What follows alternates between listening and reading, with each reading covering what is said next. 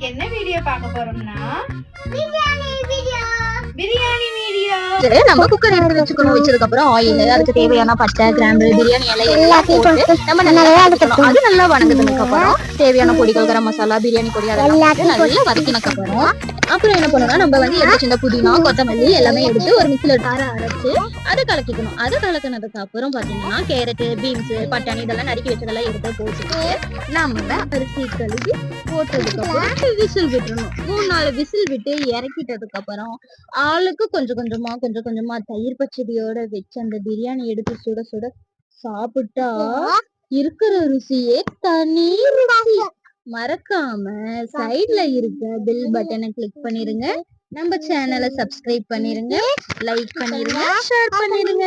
என்னோட வாய்ஸ் உங்களுக்கு பிடிச்சிருந்துச்சுன்னா கமெண்ட் பண்ணுங்க. நானே டெய்லியும் வாய்ஸ் கொடுக்குறேன்.